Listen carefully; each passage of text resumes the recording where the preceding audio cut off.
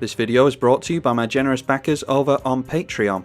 If you'd like to support the channel and get cool perks like access to the Discord, seeing the videos a week before anyone else, or an entire video dedication, then feel free to check out my Patreon. The link's in the description below.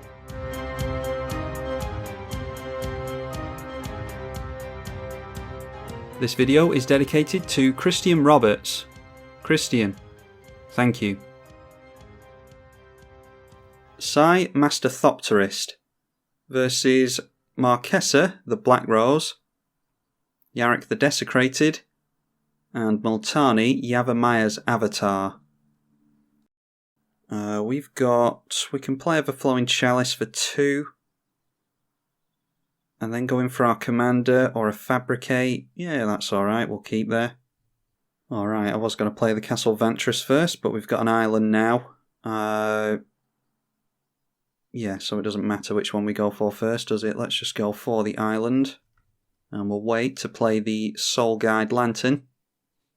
And another plains for us, alright. So, do we want to wait for Everflowing Chalice for 2 mana?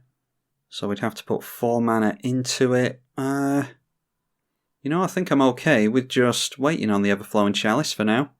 Swiftfoot Boots from Gogo. We've got 3 patrons that we're playing against today, and Gogo is on Multani, Yavimaya's Avatar.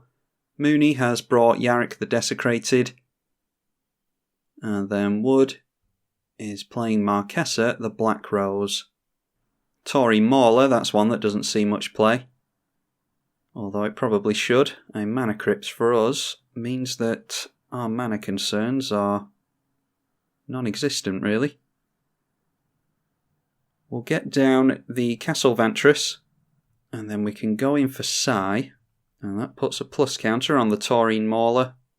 And then the question is anyone going to wheel? I think we've got enough mana to just put 2 into the Everflowing Chalice, to be honest, so let's go for the Mana Crypt. That obviously makes us a Thopter, and then we'll go for 2 into Everflowing Chalice, carefully. Choose Multi-Kicker. You can easily play the Everflowing Chalice for 0 mana on Magic Online. Then we'll play out the Soul Guide Lantern. And we've already got the Mauler up to a 6/6. And from a graveyard we will get rid of... Evolving Wilds because that's really good with Multani. Although I don't know if this is a Lands Matter variant of Yarok, but at least they have to put life into that. So let's leave it there. I think the Soul Guide Lantern is going to be relevant this game, or it might get a Cross and Grit pointed at it by Multani. Cultivate now from Gogo. Verduran Enchantress, so most likely an Enchantress deck from Yarok. I don't think I've ever seen a Yarok Enchantress deck. And that is whenever you cast. So of the Enchantress effects, they want an effect that triggers on entry, as opposed to triggering on casting, in order to make use of Yarok. But Verduran Enchantress is really good on her own. She's even better with a black border. The Mauler going in at Gogo. There's no kind of trample or evasion on the Shapeshifter. So just going in at whoever's open. Might have swung into this, to be honest. And now there may be some counter magic held up over here, but they might not want to cast counter magic into our open blue mana, so we'll just play as normal and see what happens. Alright, a Strip Mine. We could really mess up their blue mana there. Crumbling Necropolis, if that goes down, then it will switch off the Reflecting Pool, but we're not in that type of game. Let's just play Strip Mine as a warning. And then we'll go Bident of Thassa. And let's see if we can refill our hand any. We'll take that one in at Gogo. And then all of these can go in at Mooney. Alright, and that manages to land. That's really big news for us. So we draw 4 cards here. And I think the thing to do there is just hold up the Shimmermere. Yeah, it's good to get into more islands. I think we just hold up Shimmermere. Kalni Heart Expedition from Multani, followed by Fertile Footsteps. Search for a basic, put it onto the battlefield, and then shuffle your library. Oh, it brings it in untapped. Never played with that card before. And Eidolon of Blossoms, I think that one is on entry. Whenever another enchantment enters under your control, draw a card, and it triggers on itself. This is my favourite of the Enchantress pieces. Risky to play them both out at once, though, because there's some scary creatures in play at the moment, although most of us aren't necessarily in board wipe colours. It's only really the Grixis player they have to worry about wiping the board, I think. Mystical Tutor coming down from Marchesa at the end of Yarok's turn. And it's a Vandal Blast. Lovely. So, hopefully they just go for Bugden of Thassa with that. And hopefully they don't go Land Sol Ring, Overload Vandal Blast. The 12-12 going in at Mooney this time, trying to encourage them to block with one of their Enchantresses. And they do. They throw away the Viduran Enchantress. And they're not going for a 1-mana Vandal Blast, seemingly. Anyway, we will go for the Shimmermere. And I can't remember if I've mentioned it already, but I am acknowledging that Strip Mine onto Crumbling Necropolis is the thing to do in spikier builds. In spikier games even, but not really worried about doing that. Ooh, a Caged Sun. So going for Caged Sun, and then into Fabricate onto Darksteel Citadel. Can we do that? Not this turn, but next turn we might be able to. We'll definitely throw down an island, because the Sun will double up our islands. And why don't we just try and draw a heap of cards here? Swing all those in at Mooney. And then a couple in at Go-Go. Draw a bunch of cards off of Bugden of Thassa. And now we've got Ashnod's Altar. So we can go for Ashnod's Altar off of that. Then get down the Sun. And that means that this will be 2, 4, 6, 7 and 8. I think we can go for Darksteel Citadel all at instant speed, can't we? Yeah, so what we do is go for Fabricate first of all, because we won't be able to do that at instant speed. But we will be able to get the Sun and the Altar down at instant speed, so we'll try and respond to that Vandal Blast if we can. Darksteel Forge, I think I might have said Darksteel Citadel, that's the land, it's the Forge I was referring to. And then we'll just leave things like that and try and play at instant speed. So we have to get rid of 6 cards here. We'll get rid of the Erd, we can grab things back with Junk Diver if needs be. Manifold Key can go. Some lands can go, and then... Yeah, could have played something on our turn, I suppose, but... Let's get rid of Lightning Greaves, I think. Ooh, Boundless Realms from Go-Go will double their mana. And they're going to crack the Kalni Heart Expedition first. So yeah, doubling up the mana, they go up to 18 lands, and the question is, does Yarok have counter magic that they want to hold up? Might be that Wood has it as well. Yeah, we'll let Yarok hold up mana if they want to, and we'll force Wood to counter during their turn if they want to counter. Wood Elves first of all, and that could allow them to hold up double blue. They do go for the double blue off of that. But not holding it up for counter magic, instead going in for Rhystic Study, which will feed them... Yeah, that'll feed them some cards, I think. But we'll just let it down. Now, what we want to do is encourage Wood to go for that Vandal Blast, and then respond to it with the Darksteel Forge. Okay, it's an Arcane Signet from them. They seem to be missing lands, unfortunately, but they are correctly paying into the study. So whilst they don't have any mana, let's go in for this Ashnod's Altar. And I think we'll have to give them this one. Then I'm going to sack some Thopters. And we'll go in for the Sun. And I think we're going to have to say no to that again, which does pain me. Obviously name blue off of the Sun, and then that will be 4 mana. 5, 6, 7, 8, 9, 10 paying to the Rhystic Study. We are left with 1 Thopter.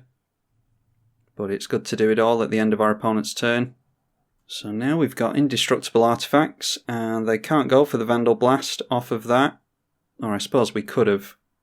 We could have waited for them to tap down there. I was just worried about some kind of 1-mana counter spell. So I don't really mind that they've got Vandal Blast in hand, to be honest. Taurine Mauler deciding to sit back.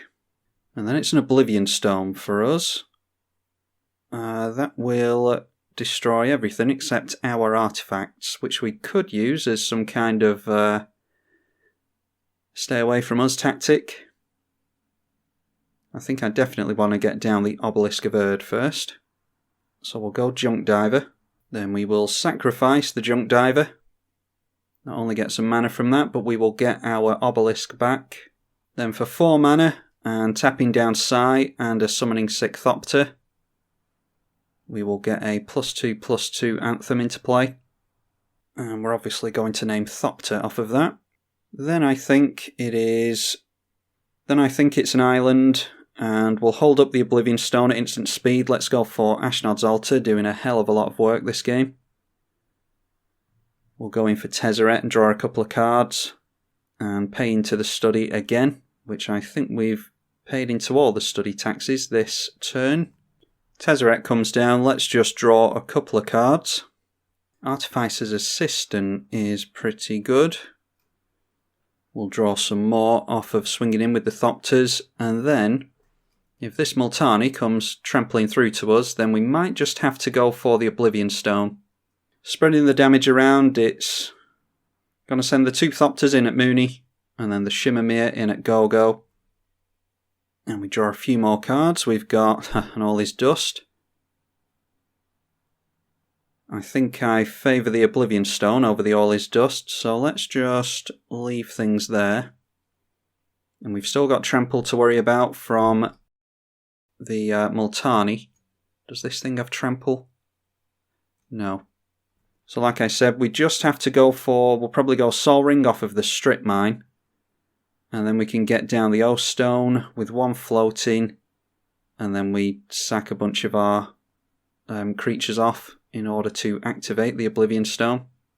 Multani coming straight down now. Boots goes on there immediately. And then Prey Upon. Target creature you control fights a creature you don't control. I think I would rather have the Thopters in play off of the back of this. So let's go for the Sol Ring. And we'll see if we can stop Multani swinging into us at all, actually. Sacrifice a tapped Thopter so that we can pay into the Rhystic Study. And then we'll go for the Oblivion Ring as well. And not going to pay the tax this time, I don't think. So Sai goes down there. Then following things up with a Meteor Golem. And they can get rid of our Tezzeret here. They do go for the Tezzeret. Okay, and then forcing us to go for the O-Stone. Because they are swinging in at us. So we wipe out all the permanents. We would have killed off our own Tezzeret and the Sai anyway, so we forced our opponent to use cards in doing that. And we end up taking no commander damage from Multani.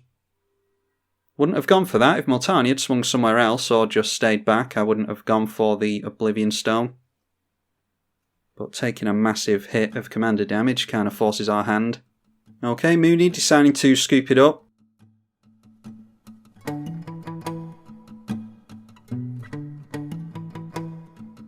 Okay, Wood deciding to scoop as well. So a couple of patrons deciding to leave it there. We'll just have to see if Go-Go is going to stick it out or not.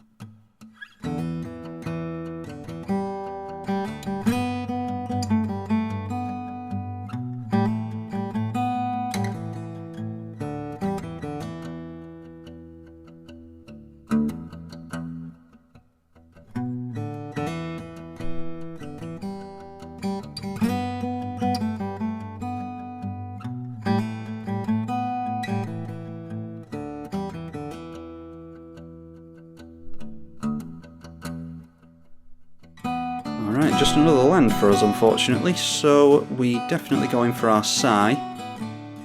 Oh, I should have gone in for the Artificer's Assistant first actually. Well, we'll go for it now. Go for the Inventor's Fair just in case we want to do that later on. And let's go for Castle Vantress now just to show my opponent that we don't have anything.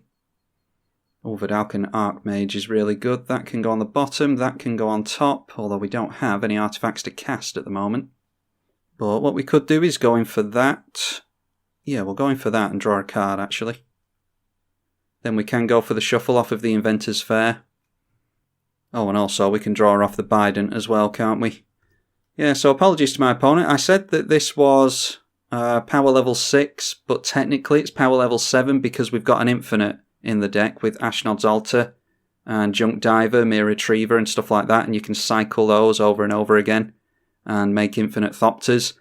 Not the aim of the deck, like I did say to my opponents, but it is in there, so technically it's power level 7. That's the only difference between 7 and 6 apparently, is whether a deck has an infinite combo in it or not.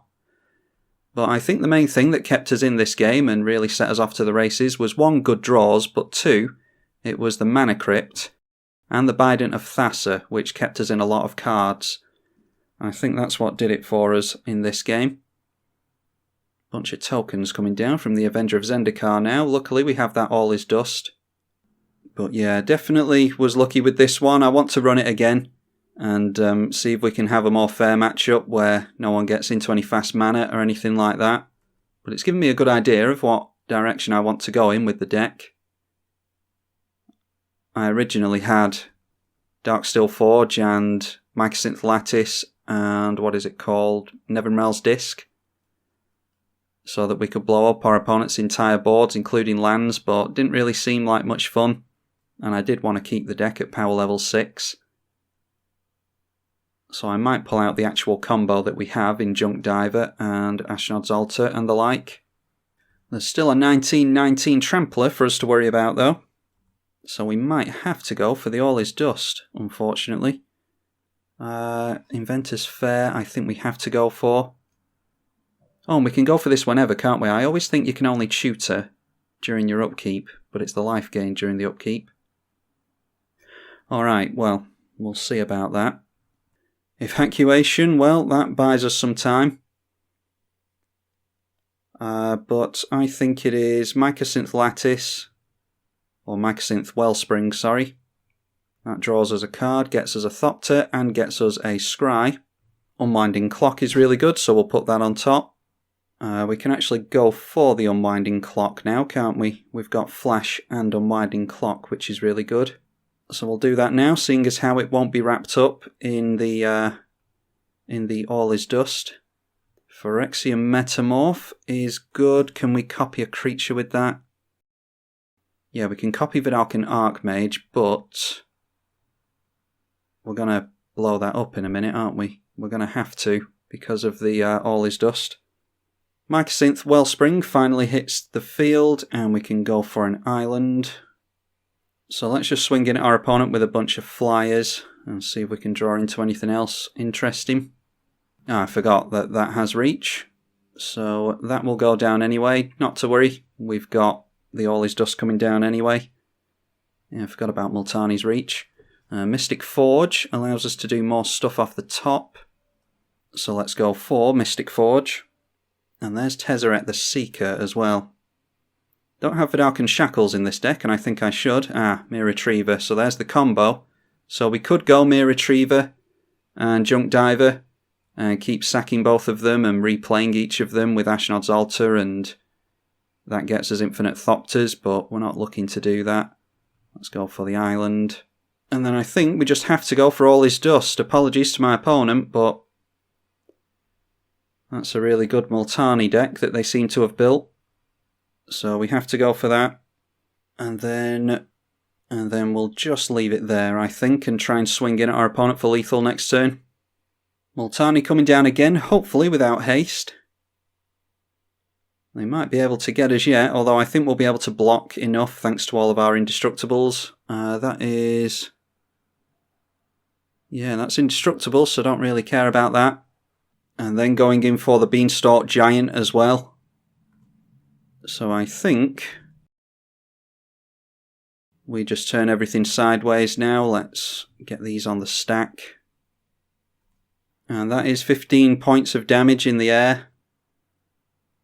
But they blocked one of them, so that is 3, 6, 9, 12. Yeah, we've still got exactly enough. Again, forgot about the reach on Multani. Yeah, taking our opponent down to 0. Massive thanks to GoGo for playing that out. And apologies to the patrons for a one-sided game. I still stand by the fact that this is a power level 6 deck, if not for that combo that I don't want to go for. Like I said, it's Mere Retriever and Ashnod's Altar, and where is it? The Junk Diver. We've got another Junk Diver effect in here I can't remember the name of. But basically you play those infinitely by cycling them in and out of the graveyard, and you've got the mana from the Ashnod's Altar. With Sai in play you've got infinite Thopters, and if you can do it at instant speed off of something like a Shimmermere, then you can get infinite tokens and swing in for lethal on all of your opponents. But that's not the aim of this deck. I'm certainly not going to do something like that on Magic Online, because you have to click through every single thing and it would take forever and a day. So I might make the odd Thopter here and there with that combo, but certainly not going to make infinite tokens with it. Other than that, it was just lucky, I think. We had the Bindant of Thassa, which drew us a hell of a lot of cards, and I think that's really what kept us in it. Without the Bindant of Thassa, I don't think we would have done anywhere near as much this game. Also, we had fast mana, as well as getting into a mana doubler in the Caged Sun. So, just a lucky game, I think. I'll whip this one out again at some point, and we'll see how well it fares next time. Anyway, hopefully you all enjoyed watching it. Be sure to leave it a thumbs up if you did, and subscribe to the channel to stay up to date with all the latest games. I'm tribalkai on the EDH channel. Thank you for watching.